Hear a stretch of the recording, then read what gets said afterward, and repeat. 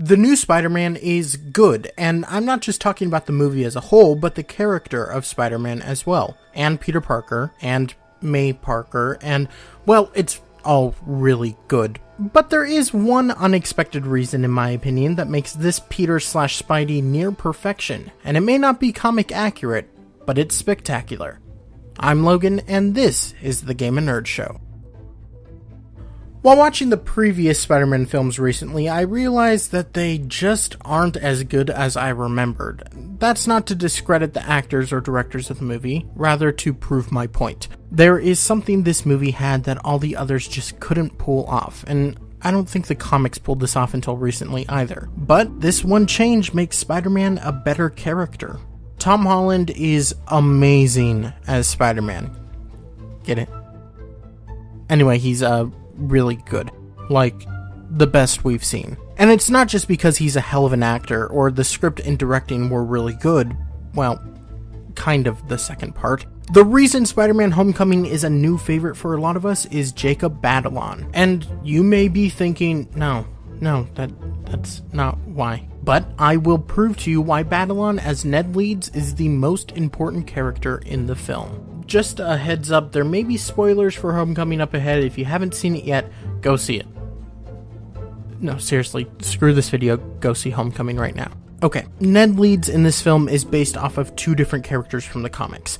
Ned Leeds, a field reporter for the Daily Bugle, who later becomes the Hobgoblin, and more accurately, Gonke Lee, Miles Morales' best friend in the Ultimate Spider-Man series. Ned in Homecoming is much more like Gonke rather than his direct comic counterpart, and that's a good thing.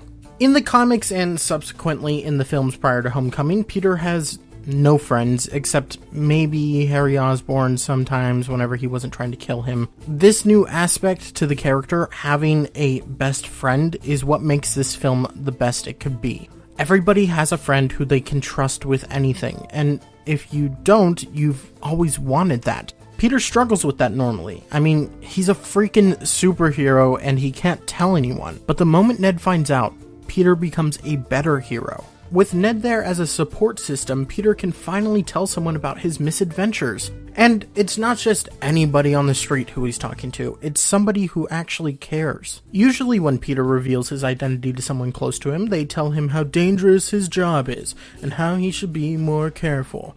But Ned encourages him, supports him, makes him a more confident hero, for better or worse, and this creates a better, more interesting character.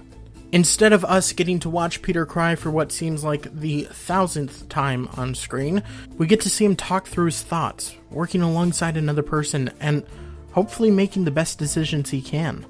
And not only does Ned make Peter a better person, he is just an amazing friend to begin with. No matter how difficult it is for him, he doesn't tell anybody about Peter's secret identity. He doesn't run away when Peter comes to him for help. He even saves Peter's life at one point.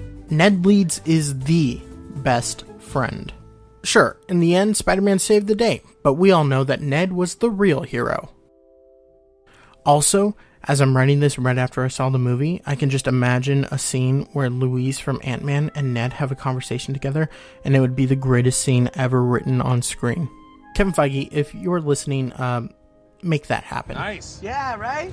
So, what did you think of Spider-Man Homecoming? Who was your favorite character in the film and why? Let me know in the comments and let's talk about it. Make sure you follow us on Facebook and Twitter at The Game of Nerds and visit us at thegameofnerds.com for articles on all of your favorite franchises and fandoms.